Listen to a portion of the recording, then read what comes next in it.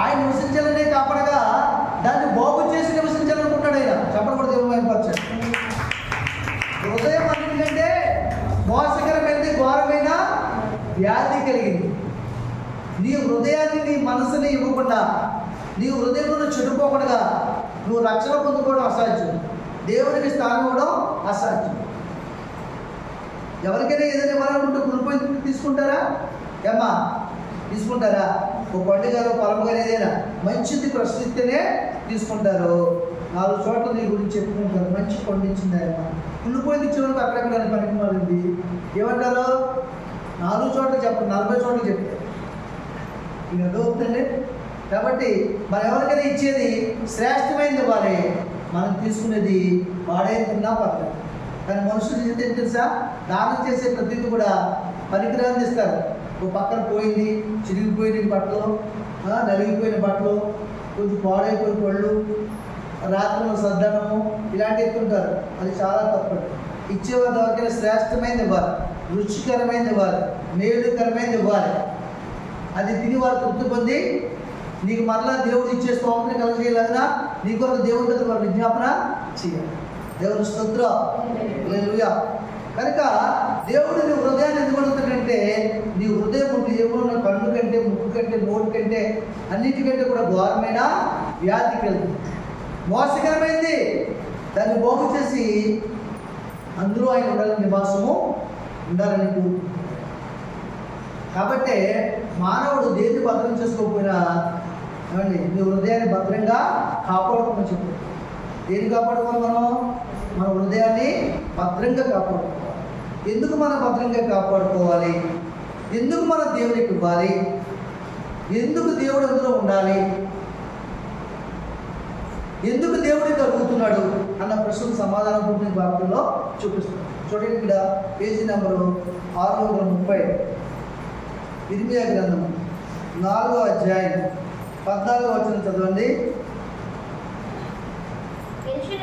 యెరూషలేమా, నువ్వు రక్షింపబడినట్లు నీ హృదయంలో నుండి చెడుతనము కడిగి వేసుకునము. ఎన్నాళ్ళ వరకు నీ దుష్టాభిప్రాయం కలిగి ఉండు. చూసారా ఏమాట చెప్తున్నాడు? యెరూషలేమా, నువ్వు రక్షింపబడినట్లు నీ హృదయంలో నుండి చెడుతనమును కడిగి వేసుకున్నాము. ఎన్నాళ్ళ వరకు నువ్వు దుష్టాభిప్రాయంలో కలిగి ఉందువు అని చెప్పు. సరే, యెరూషలేమా అంటాడైనా. యెరూషలేం అంటే ఎవరు? అలనాడు దేవుని ప్రాంతము, దేవుని ప్రజలు నివసించే ప్రాంతము, దేవుని ప్రజలు యెరూషలేం. ఏమండి, దేవుడు ఎన్నుకున్న ప్రదేశం, దేవుడు ఏర్పరచుకున్న జనాంగం. యెరూషలేం అంటే ఇప్పుడు ఎవరు? ఏమ్మా సమాధానం చెప్పండి. ఇప్పుడు ఎవరు? మనమే, క్రైస్తవులు. అలనాడు యెరూషలేం, ఇప్పుడు యావత్తు ప్రపంచంలో క్రైస్తవులందరూ కూడా యెరూషలేము సాదృశ్యం. దేవుడు ఏర్పరచుకున్న జనాంగం, దేవుడు ఏర్పరచుకున్న ప్రజలు. దేవుని స్తోత్రం. కాబట్టి ఆయన ఆ దినాన్ని యెరూషలేముతో మాట్లాడాడు. అది ఏం కలిగి ఉందంట? తన హృదయంలో చెడుతనం కలిగి ఉందంట. ఏం కలిగి ఉందమ్మా? చెడుతనం కలిగి ఉంది. దాన్ని కడిగి వేసుకోమని చెప్తున్నాడు. ఏం చెప్తాడు దేవుడు? నీ హృదయంలో చెడుతనం కలిగి ఉన్నావు, దాన్ని నువ్వు కడిగి వేసుకో. ఎన్నాళ్ళ వరకు నువ్వు దుష్టాభిప్రాయం కలిగి నువ్వు దుష్ట అభిప్రాయం చేసినప్పుడు కాదు. ఏమండి, దుష్టాభిప్రాయం ఎవరి నుంచి వస్తాయి? ఎన్నాళ్ళ వరకు దుష్టాభిప్రాయం కలిగి ఉంటావు అంటాడు దేవుడు. దుష్టాభిప్రాయం ఎవరి ద్వారా వస్తాయి? దుష్టుడి ద్వారా వస్తాయి. దేవుని అభిప్రాయం, దేవుని ఆలోచనలు దేవుని ద్వారా వస్తాయి. దేవుని పిల్లలు దేవుని ఆలోచనతో నింపబడతారు, దేవుని మాటలు నింపుకుంటారు హృదయంలో, దేవుని చిత్తాన్ని జరిగిస్తారు. దేవునికి వాళ్ళ హృదయం నుంచి వాళ్ళ హృదయంలో దేవుని ప్రతిష్ఠించుకొని దేవుడు చెప్పిన ప్రతిదాన్ని కూడా చేయడానికి ఇష్టపడతారు. వాళ్ళ దేహాన్ని దేవుని ఆలయంగా అప్పగిస్తారు. దుష్టుల సంబంధులు దేవుని పిల్లలుగానే ఉంటారు, కానీ వారు దేవుని సంబంధంగా జీవించరు.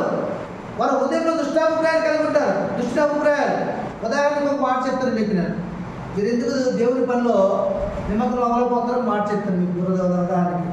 అది నిజమైతే దాన్ని చర్చ చేసుకోండి, నిజము కాకపోతే అలాంటి అభిప్రాయాల వాళ్ళతో దేవుడు మాట్లాడుతున్నాడు సమయంలో. మందిరం ఆయనది కదా, ఆయన పట్టుకుంటున్నాడు. రేపు పొద్దున పౌలు గారి మందిరం అంటారు కానీ మన మందిరం అంటారు ఏంటి? ఇది ఎవరి అభిప్రాయము? మాట్లాడాలి. ఇది ఎవరు? దేవుని అభిప్రాయం, దుష్ట అభిప్రాయం. ఇది దేవుని పిల్లల్లో కూడా దుష్ట అభిప్రాయం కలిగేస్తాడు. ఎవడు? దుష్టుడు. కాబట్టి దుష్టుల ఆలోచన నడవక, పాపుల మార్గంలో నిలవక, అపహాసం కూర్చునే చోట కూర్చునగా, దివారాత్రం యెహోవా శాస్త్రమందు ధ్యానించేవాడు, ఆనందించేవాడు ధన్యుడు. దేవునికి మహిమ కలుగుతుంది. చూసారా? ఈ అభిప్రాయం మీకు మీద రాదు. అసలు మీకు ఆలోచన ఉండదు. మీకు ఆలోచన కలిగించేవాడు ఎవడు? దుష్టుడు. ఇది మొదటి అభిప్రాయం. ఇది ఒక దుష్ట అభిప్రాయం. రెండో అభిప్రాయం ఏంటి తెలుసా?